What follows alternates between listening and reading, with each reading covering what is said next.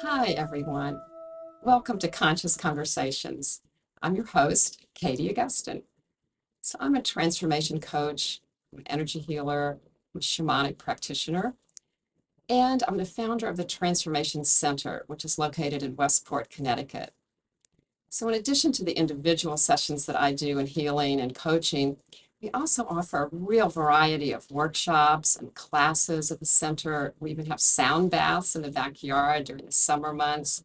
So you can find all of our information on our website, which is transformationcenterct for Connecticut.com.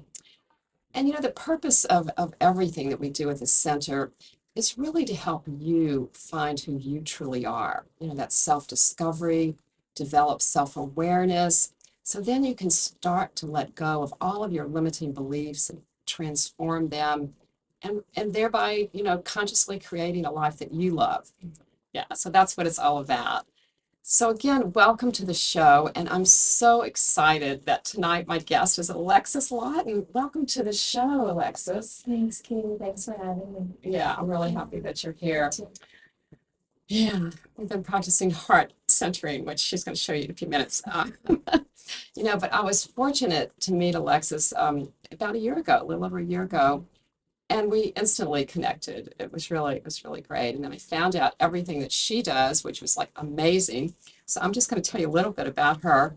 And she's also known as a goddess mama. So we're going to put up her contact information so you can see where she resides. We're online. And she is a rose priestess working in the sacred feminine healing arts. Yes. And Alexis hosts sacred temple gatherings and containers and special events to support your healing and expansion. Yeah, I love that. And she also works with clients one-on-one in addition to her circles, which she'll tell us about in a minute. Yeah. So again, welcome to the show. Thanks so much. I'm so happy you invited me today. Yeah, I'm glad too. It's been a while since we saw each other. Yeah. Yeah. So, I'm really curious to know, like, how did all this start? I love what you do, but, a little background. Yeah, so I've always been a creative person. I've always been one who led from the heart. My parents are both healers in the traditional sense. And from a very young age, I was very embodied because I was a ballet dancer. From four, I did it very seriously for a very long time. Then I went to college. I became a philosophy major. I was always interested in like the bigger picture. I was really interested in presence, in community. But it wasn't until about 2017 when I had moved to Westport and I had had my first child or my second child at that point. And I had always gathered women together, moms or friends when I lived in the city. But my cousin was hosting these moon circles. And I said to this group of women that I was having over outside on my patio one night, I'm going to host a goddess circle. Would you guys come? And they're like, yeah, sure, Lex, we'll come. And so I did a little research and I asked my cousin a little bit about, what it entailed. And I hosted, and everything inside of me, all of my cells just lit up. And all of a sudden I knew this was it. This is what I had always been looking for. In some instances, especially when I was living in New York City, I felt a bit lost. I felt a little bit disconnected to myself. And when I started hosting these circles and these events, at the time, they were in my living room amidst a couple of crystals I had. I would move all of the furniture outside my living room. We would sit on the floor around one of my coffee tables. And I started to just discover that there was a language behind this. It was the divine feminine, the sacred feminine, that our ancestors did this. And I started to remember. I started to say, oh, this is it. And so I just followed my curiosity. And I started researching and, for the next circles I would do, or I found people that I would go to for different healing modalities to just learn more. And there's like insatiable desire to be educated and to understand and to learn more. So I just kept learning and reading and being just, you know, exploding in my expansion. And yeah, that's sort of how it started. Yeah, that's Yeah. amazing because it just, I mean, it fits perfectly Mm. with who you are. Mm. You know, I can totally see that happening that way, right? Most people, it's a little different, but this is like perfect. Yeah. And then what about I Goddess Mama? Where did that originate? Yeah, so you know, it was so funny because at first I was just doing this for fun, you know, I every once in a while, and people would go, when are you hosting the next one, you know? And so thought, I guess I should like go on Instagram and just start sharing some things and maybe create a name for myself. And I think originally I was thinking it was a different name, and then a goddess mama came through and sort of a divine message. And then it just made sense. It's also a goddess mama. So I think there's many goddess mamas out there. Yeah. But I'm just one of them. So I am a goddess mama. And then, you know, I created a website. And then I think at first I didn't think I was going to be doing this as a career. I actually was a bit hesitant to make it. It was like really at the time my personal ministry and not something as like a public ministry. But I just knew that if I wanted to share more and to do the work that I actually wanted to do, because I really, in circle and in these sacred gatherings, it feels like home to me. And so I knew that if I wanted to be happy, I was going to have to step in more to this work. So that's what I did. Yeah. My brother helped me create my website, even though I was a bit resistant to it. So, you know, I had people along the way sort of cheering me on, which, you know, we all need that. We all need a lot of support and guidance. Yeah, it's beautiful the way it unfolded, and I love your website, and Thank you. even in the year since we met, Mm. you've come a long way. It feels like, Feels like that. you know, because there's such a need for what you offer. I mean, I guess in the response that you've gotten, you see that, right? Yeah, for sure. Yeah. Yeah. And so you just keep going deeper, and now you're Yeah. offering other practitioners to come and work with you, right? Yeah, I feel as though this new age we're in, you know, the age of Aquarius, I feel like it's all about community. So if I meet someone that I feel like, why isn't everybody doing that? Or, you know, and not something that I necessarily know fully about, then yeah, let's bring them in, let's share them, let's have some fun, you know, let's follow our curiosity. Right, and Yeah. you and I share that because that's what I love about working with other people, collaborating, bringing them to the center. You know, we both, you know, Bianca Rodriguez is a good friend of yours, and you White Hot. introduced me to her. Yeah. Yeah, and now she does breath work, holotropic breath work.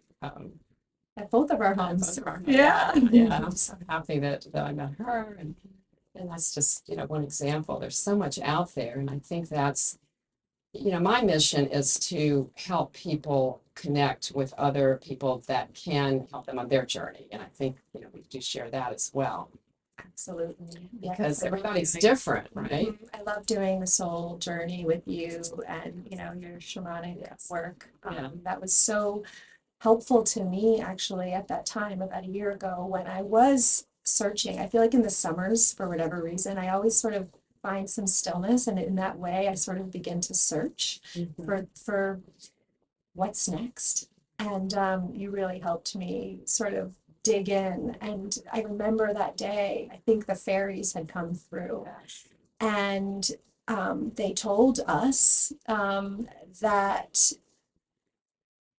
I had to again believe in my magic. I think that as children, we very much believe in our magic, and at some point that gets cut off, and someone says, magic's not real, right?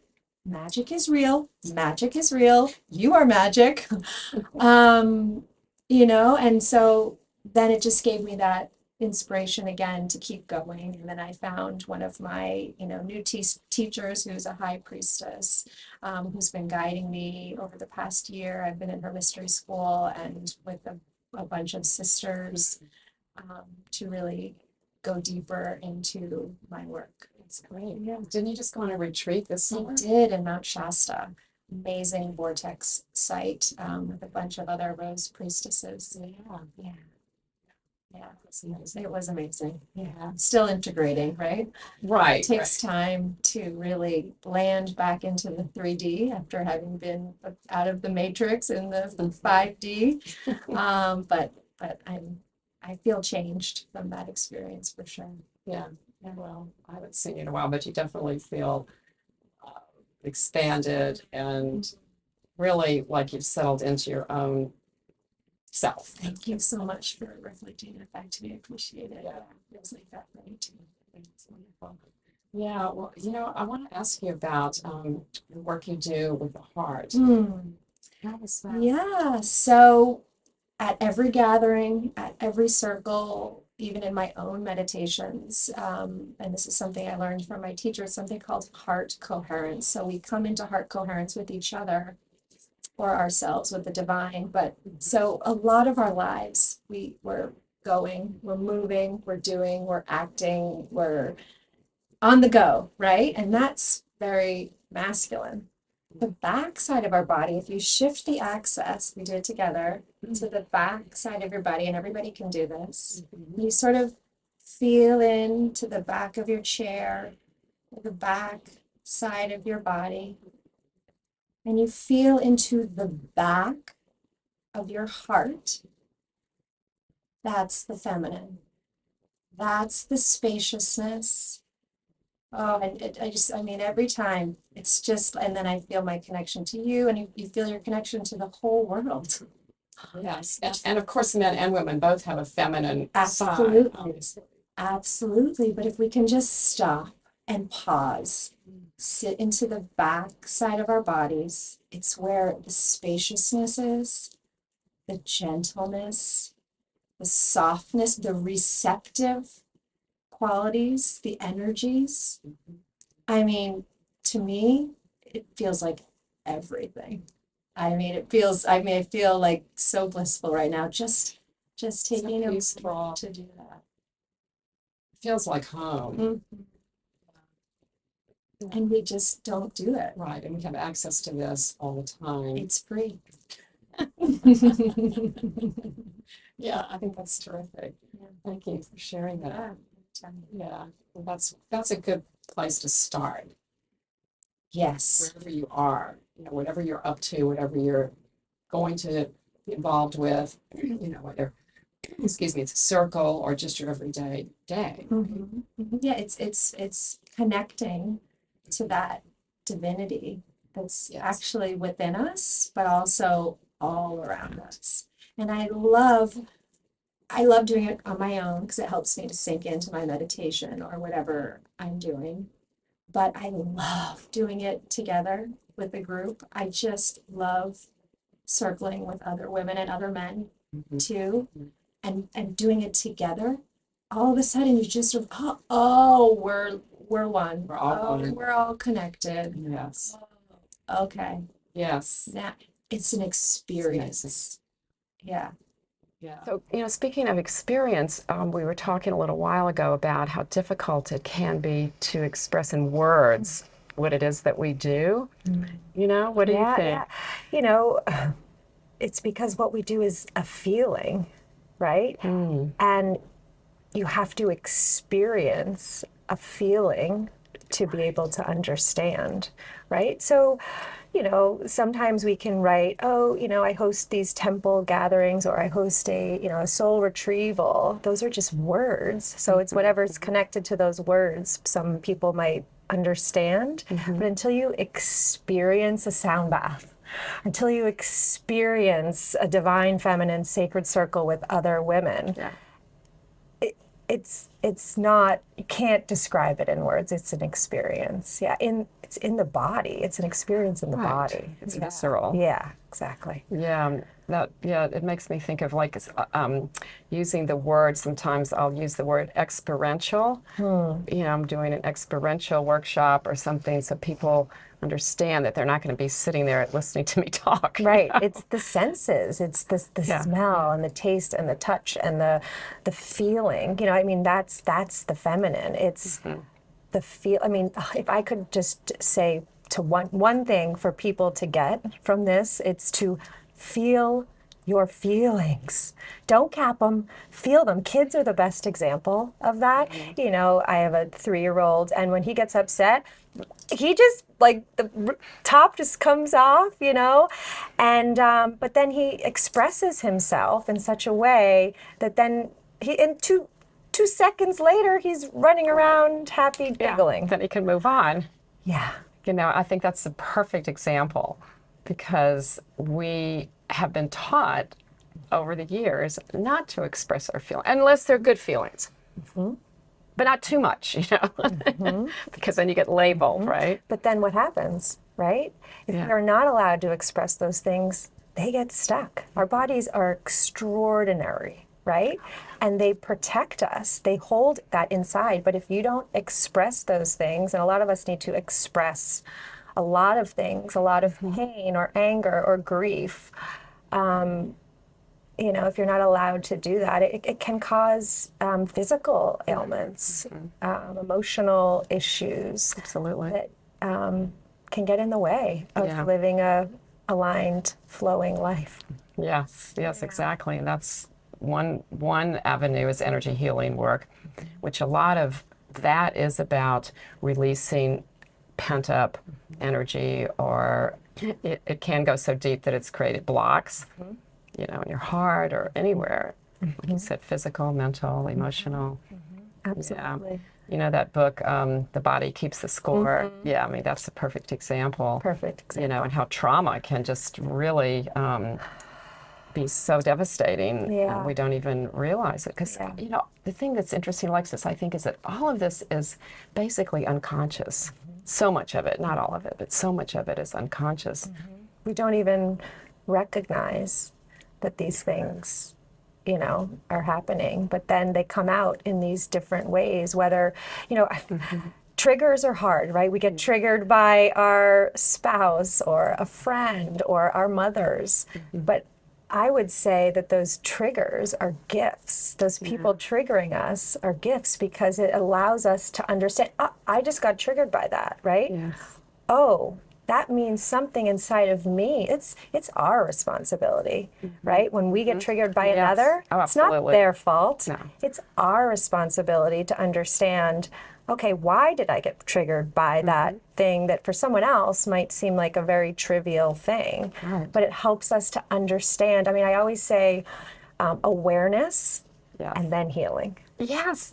Right? Awareness is the first step. You have Then to you be have to aware do something. Yes. to know even what's going on, and then you can heal. But if you're not being triggered, you're not going to be aware. So it's actually a gift. You should say, anytime someone triggers, thank you so much for giving me that is gift so of awareness. True. That is so true. It's a great way of looking at it.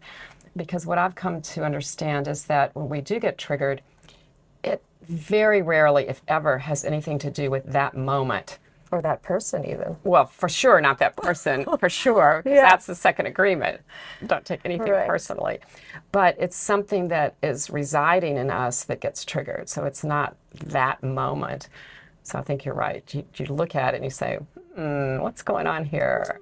But that's, you know, and it takes time, it takes practice, it takes sometimes another person to assist us in discovering that. Absolutely. Absolutely. We need each other to heal, I think. You know? Yeah. And, you know, being together in community, I find that I love one-on-one work. I love my own practices, but I love being together in a group setting, because I find that sometimes we can't like let ourselves go to the places, but when somebody else goes to that place, it gives us permission to say, oh, maybe I can go to that place, or it triggers something in our own minds or our own hearts that says, oh, like I'm allowed to be exactly as I am because they allowed themselves. They showed their vulnerability. Yes. They showed their emotion. They expressed their feelings. And a lot of times in the groups that gather together, there's always strings or threads of similarity. Right. Always. I'm always shocked by it. It's like someone, dealt with a difficult situation and then the other person says, well, oh my God, so did I. Yeah. And Yeah. I did too, and I just love that too. I love it. No, that's beautiful because it really helps us to relate, and learn from each other. And know we're not alone. I think sometimes we're home and with our small children and think that we're dealing with these things alone. But in fact, you realize everybody else in your community or a lot of other people that are, in the same part of life are dealing with the exact same things that you are. And we're not alone Right. at all. No, there's no reason to feel that way. But I think that society, where we are and our culture has sort of brought us to that place in a way. And of course, the pandemic didn't help because we were literally isolated. So unhealthy. The young people, you were talking about vulnerability. And I think that's so important, the work that Brene Brown has done and just really opening up. And it is contagious, because what I've learned It's is got the chills. Yeah. Truth. Truth. Yes. Because if I'm vulnerable, then you can be vulnerable. Yeah. Gives us permission slip, Yeah. right? Yeah. Yeah. Right. Right. And I would love for young people to, I'm talking, maybe teenagers, early 20s who haven't totally got their frontal cortex developed, and they really don't, they don't see it that way. And I don't know what we can do. Well, it's so funny that you say that because a friend of mine who you also know, we're putting together something that we're finding is needed. I'm not sure exactly if it's going to be called this yet, but something called Moon School, because I have an older, tween daughter, and it's hard. That age is hard, and they don't have these tools or these rituals that their mothers are gathering and learning, and my friend and I were thinking, well, why don't we start it now with the kids that we know? Great idea. So that they can have those tools at this such an important age where they are growing and they will be getting their moons, and celebrating these rites of passage, but also celebrating sisterhood and sistering each other from an early age. Getting the chills now. Yes. So that's in the process. We really want to make sure it's right, and we're testing it out a little bit too with some friends. But I just know, for me personally, we don't have that in where we live, right, or in our culture, and I just feel like it's time for that to be a part of every day. Well, don't leave out the boys. Yeah. Of course, I have a son, so that's why I say. He's older I now. have my youngest too. Like, I've got some time before he gets there, but yes, too, the rites he of could have benefited passage. when he was younger, I'm sure. Turning into a man, being able to know that, not, being told that it's okay to have these feelings and to have emotions and to be connected to their feminine qualities too. Like, that's awesome. Exactly. Right? Well, that's exciting. Yeah. Well, I think we're going to have to wrap up now. It goes by so fast. Yeah. Wow, that was quick. But thank you so much for being here today. Thank you so much for inviting me in and to your space, and thank you for all that you're doing for our community too. Yeah. All right. And thank you, everybody, for being here today, joining us on Conscious Conversations. Thank you to the Westport Library, Verso Studios, for hosting us. This was awesome. Thank you again. Namaste. All right, Alexis, stay in your heart. Everybody. Everybody, stay